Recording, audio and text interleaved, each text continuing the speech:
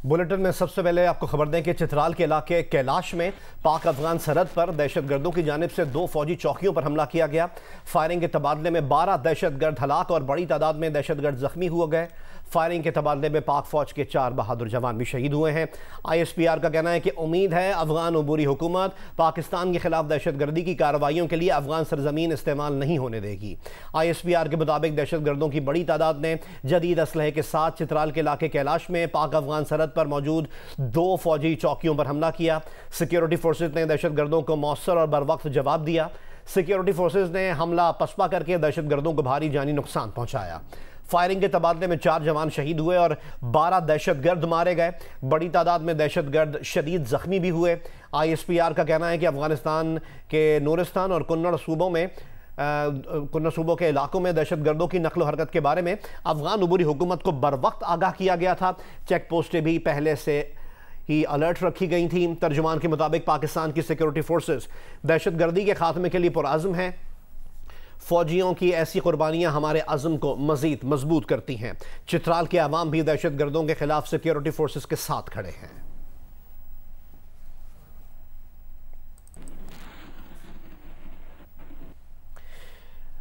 Update करें आपको कोयटा के नवाही इलाके अखबर्ग में CTD की कार्रवाई के मुतालिक फायरिंग के तबादले में 4 मुबैना हमलावर हलाक कर दिए गए। असलहा और गोला बारूद बरामद हुआ है। तर्जुमान CTD के मुताबिक हलाक अफराद का ताल्लुक कलअदम तंजीम से है। दहशतगर्द पुलिस और कानून नाफिज करने वाले अहलकारों की टारगेट किलिंग में मुलव्विस थे।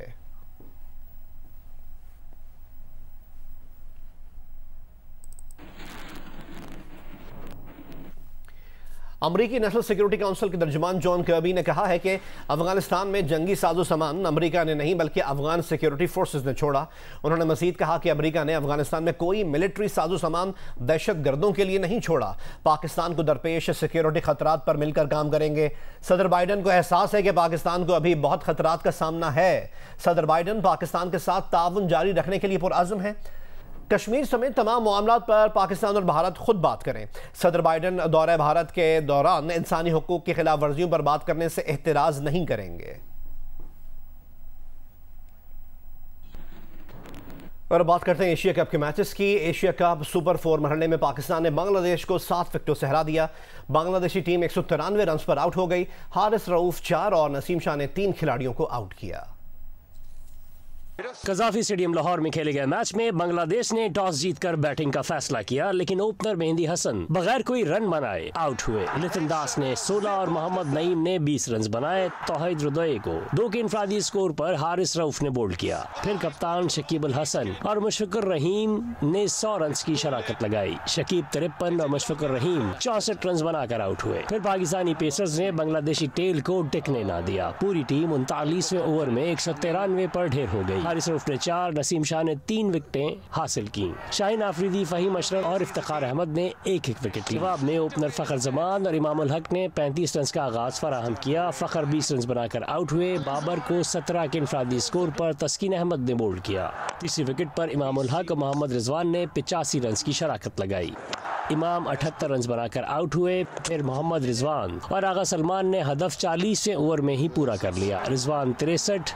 डेरा इस्माइल खान में कस्टम हुक्काम ने छापामार कार्रवाई के दौरान 3 ट्रक और 5 कंटेनर्स कब्जे में ले लिए। स्मगल शुदा अशिया पर मुश्तमिल सामान एंटी स्मगलिंग ऑफिस मुंतकिल कर दिया गया है। कब्जे में लिए गए सामान में टायर, खमीर, कपड़े, वेल्डिंग इलेक्ट्रोड, शीशे और प्लास्टिक का सामान शामिल है। सामान और कंटेनर्स की मजमूई मालियत 519 मिलियन रुपए बताई गई है।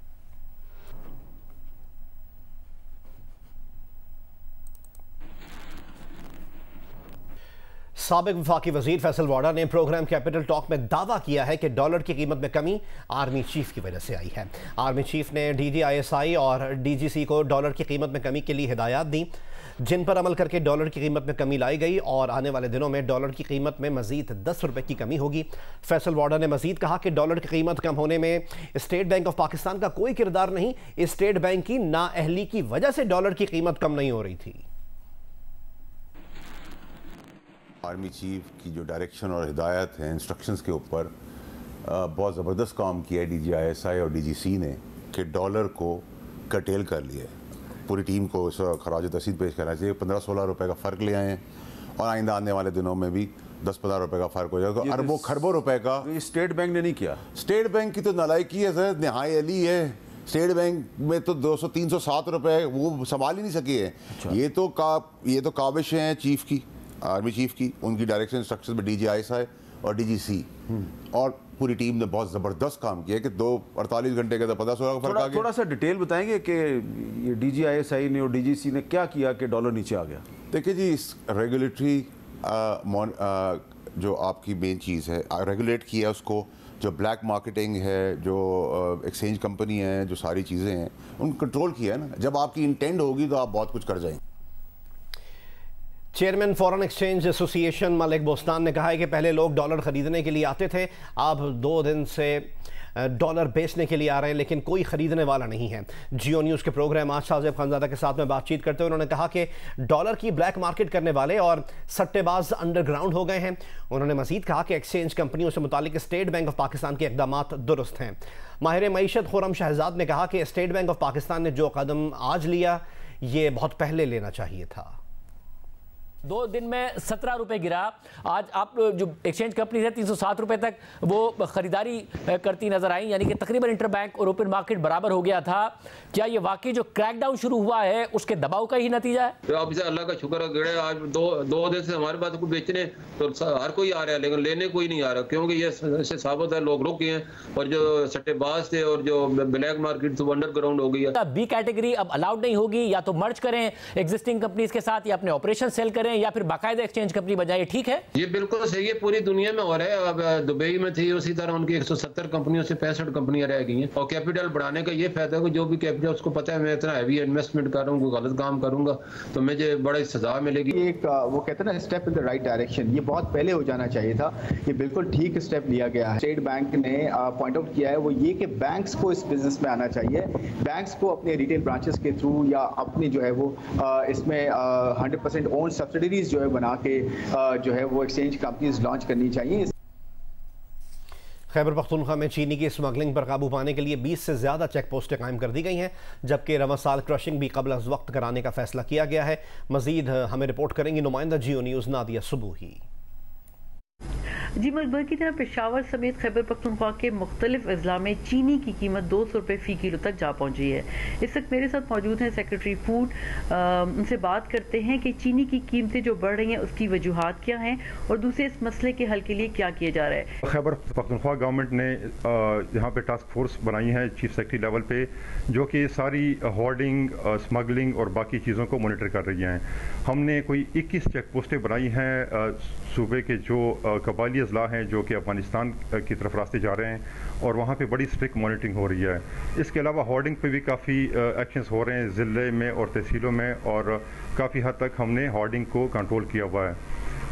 एक्स मिल रेट चूँकि बढ़ रहा है और एक्स मिल रेट का इशू है, तो हमने इंडस्ट्रीज़ को भी इंगेज किया हुआ, और हम कोशिश कर रहे हैं कि जो चीनी का एक्स मिल रेट है जो कि अभी 160-170 तक पहुंचा हुआ है, उसको हम कम करें ताकि आवाम को ज़्यादा से ज़्यादा रिलीफ मिल सके। जी, खैबर पख्तूनख्वा हुकूमत ने चीनी की कीमतों को कंट्रोल करने के लिए इस मरतबा क्रशिंग अपने वक्त से 1 माह पहले कराने का भी फैसला किया है। जी, वफाकी हुकूमत ने वजारत एविएशन को PIA की निजकारी की टाइम लाइन पेश करने की हिदायत कर दी है। ये हिदायत निगरान वजीर ख़जाना शमशाद अख्तर की ज़ेर सदारत काबीना की निजकारी कमेटी के इजलास में दी गई। इजलास के बाद जारी एलामिया के मुताबिक निगरान वफाकी वजीर ख़जाना ने खसारे में जाने वाले इदारों की निजकारी का अमल तेज़ करने की हिदायत की है। काबीना की निजकारी कमेटी के इजलास में PIA के साथ साथ बिजली की 10 तकसीम कार कंपनियों और LNG पावर प्लांट्स की निजकारी पर भी ब्रीफिंग दी गई। इसके अलावा heavy electrical complex, services hotel Lahore और पाकिस्तान स्टील मिल्स की निजकारी पर भी ब्रीफिंग दी गई। कमेटी ने PIA की निजकारी के लिए तकनीकी कमेटी कायम कर दी। बिजली की तकसीम कार कंपनियों की निजकारी के लिए वफाकी वजीर तवानाई की सरबराही में कमेटी बनाने की मंजूरी दी गई है। इस कमेटी को कम से कम मुद्दत में रिपोर्ट पेश करने की हिदायत की गई।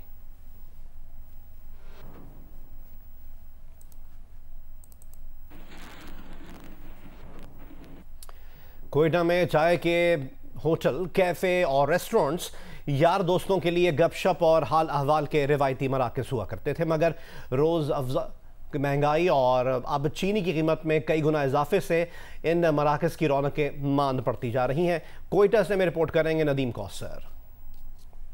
कोयटा के माजी में झांकें तो जिना रोड, जॉइंट रोड और मिजान चौक पर बने कैफ़े, ढाबे और रेस्टोरेंट मुलाकातों और गपशप के अहम मराकज़ थे, जहां आम लोगों से लेकर सूबे के कई सियासतदान इन कैफ़ों पर बैठकर सियासी अमूर पर तबादला ख्याल करते थे। माजी तो गुजर गया, मगर अब दूध की कीमत 200 रुपये लीटर और चीनी 230 रुपये हो गई है, जबकि चाय का एक कप 70 रुपये से 100 रुपये में फ़रोख्त हो रहा है।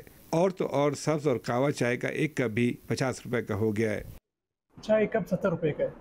अब ये चीनी बढ़ गई, पहले चीनी आ रही थी 4000 रुपये की, अभी 11000 रुपये का पार्सल है। तो मजबूर है हम इंशाल्लाह बढ़ाएंगे इनके रेटे।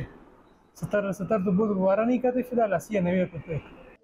कोयटा के रेलवे स्टेशन करीब चाय के कई दिहाई पुराने ढाबे पर कुछ अरसे तक तिल धरने की जगह नहीं होती थी, मगर चाय की कीमतों में इजाफे से अब वहाँ वीरानी के डेरे हैं। जो लोग वहाँ चाय की चुस्की लेने के लिए आ रहे हैं, उनके लिए चाय के कप की कीमत अदा करना मुश्किल हो गया है। महंगाई हो गई है और वाकई ये अभी नॉर्मल बंदे के लिए या मिसाल नॉर्मल कंडीशंस में चाय पीना भी बहुत आम खास बंदे के लिए मुश्किल हो गया। इतना जुल्म बंदा नहीं करे कि हम लोग गरीब लोग इधर आते हैं, कहवा पीते हैं, दूध वाले पीते हैं। दूध वाला 70 रुपये का है, कहवा 50 का है। चाय बलूचिस्तान की मेहमान नवाजी का लाजमी जुज़ है, मगर दूध, पत्ती और चीनी की कीमतों में इजाफे से शहरियों को अपने मेहमानों के लिए चाय का एहतमाम भी महंगा पड़ने लगा है। शहरियों का कहना है कि महंगाई का ये आलम रहा तो सूबे में चाय के जरिए मेहमान नवाजी की रिवायत ही कहीं दम न तोड़ जाए। कैमरामैन एहसन रसूल के साथ नदीम कौसर, जियो न्यूज़, कोयटा। पाकिस्तान में आबादी में तेज़ी से इजाफा एक ख़तरनाक रुझान तस्वुर किया जा रहा है, जिसे कंट्रोल करने पर जोर दिया जा रहा है।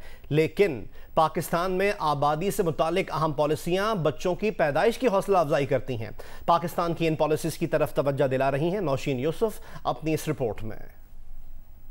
हालिया मरदमशुमारी के मुताबिक पाकिस्तान की आबादी 24 करोड़ से तजावुज कर चुकी। इम्कान है कि 2050 में आबादी 40 करोड़ से तजावुज कर जाएगी। सालाना आबादी में इजाफा 2017 की मरदमशुमारी के मुताबिक 2.4% था, जो 2023 में 2.55% पर पहुंच गया। आबादी के हवाले से काम करने वाले माहिरीन ने निशानदेही की है कि पाकिस्तान में मुतल्लिका पॉलिसियाँ बच्चों की पैदाइश की हौसला अफजाई करती हैं, जैसे कि बच्चों की मुफ्त डिलीवरी की सहूलत, वज़ाइफ। हालिया कानून में माँ की मैटरनिटी छुट्टी 6 माह और बाप को भी पैटर्निटी छुट्टी दी जा रही है। ये सहूलत बच्चों की तादाद से मुंसलिक नहीं। आबादी के हवाले से सुप्रीम कोर्ट में मुनक्कदा कॉन्फ्रेंस में तजवीज़ किया गया कि पाकिस्तान इन पॉलिसीज पर नजरसानी करे। छोटा कुंबा होगा तब तो आपको तमाम सहूलियात और आपकी तमाम आपको इंसेंटिवाइज किया जाए। छुट्टी आपको पहले बच्चे में मिसाल के तौर पे अगर 6 मंथ मिलती है, दूसरे बच्चे में आपको 4 महीने मिलनी चाहिए। सुप्रीम कोर्ट कॉन्फ्रेंस में ये भी तजवीज़ किया गया कि भारत और बांग्लादेश की तर्ज पर NFC अवार्ड में आबादी के अंसर को किसी एक मरदमशुमारी की सतह पर मुंजमद किया जाए और दीगर समाजी इशारों को इसकी जगह देखा जाए। इस वक्त जिस सूबे की जितनी ज्यादा आबादी है उसे उतने वसाइल मिलेंगे। NFC अवार्ड जो है वो तकरीबन 88 या 82% जो है it is based on population, यानी जितनी ज़्यादा पॉपुलेशन एक सूबे की होगी उतनी ही ज़्यादा उसको वसाइल दिए जाएंगे। पाकिस्तान में मकामी सतह पर फैमिली प्लानिंग के लिए सिर्फ गोलियां और टीके बनते हैं, बाकी माने हमल सामान दरामद करना पड़ा है, जिस पर कसी ज़रे मुबादला खर्च हो रहा है। माहिरीन के मुताबिक इनकी मकामी सतह पर तैयारी जरूरी है। आबादी कंट्रोल करने पर काम करने वाले माहिरीन तजवीज़ करते हैं कि फैमिली प्लानिंग, सेहत, जच्चा बच्चा से मुतालिक RNMC 8 प्रोग्राम अलहदा है, जिनको एक महकमे के तहत करना जरूरी है। आबादी पर कंट्रोल के पब्लिक सर्विस मैसेजेस को मीडिया में मुनासिब जगह दी जाए। नौशीन यूसुफ, जियो न्यूज़, इस्लामाबाद। कराची में नए गोल्फ कोर्स का इजाफा हो गया। बहरिया टाउन में रेहान हिल्स गोल्फ कोर्स 460 एकड़ पर मुश्तमिल है। 27 होल्स पर मुश्तमिल गोल्फ कोर्स में फ्लड लाइट्स की सहूलत भी मौजूद है। 50वीं पाकिस्तान ओपन गोल्फ चैंपियनशिप आज से इसी कोर्स पर शुरू होगी। तफसीलात जानते हैं इस रिपोर्ट में। बहरिया टाउन के रेहान हिल्स गोल्फ कोर्स के इफ्तिताह पर होने वाली प्रेस कॉन्फ्रेंस में बहरिया टाउन के vice chief executive commodore Mohammad Ilyas ने बताया कि रेहान हिल्स गोल्फ कोर्स का शुमार पाकिस्तान के टॉप गोल्फ कोर्स में किया जाएगा। For a golfer, this is really golden area where you can play 27 holes at once. This is, I think, his vision, and I know that CEO Admiral Ahmed Ayad, I know him from lieutenant onward. You give him a job and he makes that an excellent and worth watching thing. Chairman organising committee commodore retired Ghazanfar Abbas ने बताया कि championship की इनामी रकम 1,20 लाख रुपए पर मुश्तमिल है। होल इन वन को कीमती गाड़ी इनाम में दी जाएगी। इससे अच्छा वेन्यू और हो नहीं सकता जहाँ पे एशियन टूर को हम यहाँ पे लेके आए। सिक्योरिटी भी है, सिक्योर एनवायरनमेंट भी है और कोर्स भी माशाल्लाह वर्ल्ड क्लास स्टैंडर्ड में सेट है। तो ये इंशाल्लाह फ्यूचर में हमें आई थिंक एक ऑल ओवर द वर्ल्ड इसका एक पाकिस्तान का इमेज जाएगा और ये एज अ नेशनल एसेट हम कह सकते हैं ये एक बना है और इंशाल्लाह इसको हम आगे मेंटेन करेंगे और आगे लेके चलेंगे। रेहान हिल्स गोल्फ कोर्स के सेक्रेटरी कैप्टन जाहिद का कहना था कि गोल्फ कोर्स 460 एकड़ पर मुश्तमिल है जहां फ्लड लाइट्स की भी सहूलत मौजूद है। ये 27 होल नहीं है, 27 होल तो वो हैं जो प्रोफेशनल हैं जो कि चैंपियनशिप कोर्स है। 9 होल हमारे इस क्लब के बैक साइड पे जो डी कोर्स है, चौथा कोर्स है, उसमें 9 होल्स हैं और वो है ही एकेडमी के लिए। इफ्तिताही तकरीब के इख्तिताम पर बहरिया टाउन के vice chief executive commodore Mohammad Ilyas ने शॉट लगाकर नए गोल्फ कोर्स का इफ्तिताह किया। कैमरामैन तलहा खान के साथ अतीकुर रहमान, जियो न्यूज, कराची। मुल्क भर की तरह कराची में भी नवासे रसूल हजरत इमाम हुसैन का चहलम अकीदत और एहतराम से मनाया जा रहा है। निस्तर पार्क से बरामद होने वाले मरकजी जुलूस की सिक्योरिटी के लिए इंतजामात मुकम्मल कर लिए गए हैं। हमें रिपोर्ट करेंगे जियो न्यूज़ के नुमाइंदे कमर अली। जुलूस जो ही एम ए जिना रोड पर नुमाइश चोरी के मुकाम पर बरामद होगा तो एम ए जिना रोड को मुकम्मल तौर पर ट्रैफिक के लिए बंद किया जाएगा।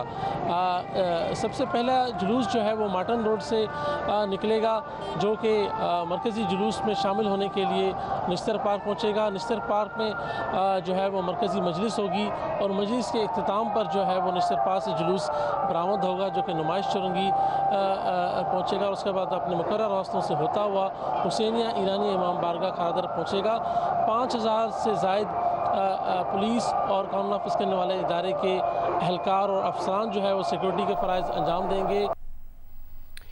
रावलपिंडी में मरकजी जुलूस इमाम बारगाह आशिक हुसैन से बरामद होगा। जुलूस के मरकजी रास्ते को कंटेनर्स और खारदार तारों से सील किया गया है। पुलिस की जानिब से सिक्योरिटी के सख्त इंतजाम किए गए हैं। मजीद हमें रिपोर्ट करेंगे शब्बीर डार।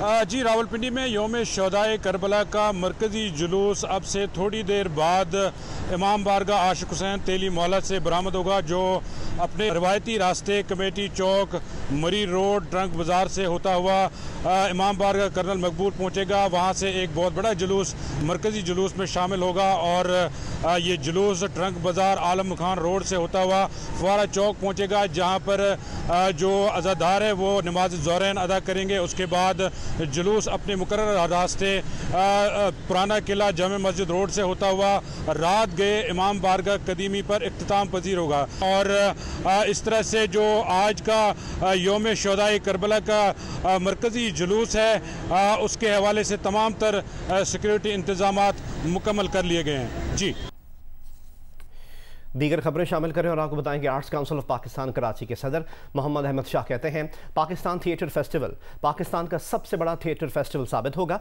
इस मेगा इवेंट का इफ्तिताह कल से हो रहा है। आर्ट्स काउंसिल में नेशनल और इंटरनेशनल ग्रुप्स की प्रैक्टिस से मुतालिक हमें रिपोर्ट करेंगी Shawala Aslam. Arts council of Pakistan Karachi और जियो के इश्तराक से 8 सितंबर को पाकिस्तान थिएटर फेस्टिवल का आगाज़ होने जा रहा है। 30 दिन जारी रहने वाले इस रंगारंग मेले में 45 थिएटर शोज पेश किए जाएंगे। थिएटर फेस्टिवल के आगाज़ से कबल आर्ट्स काउंसिल में मुख्तलिफ थिएटर ग्रुप्स की प्रैक्टिस जारी है।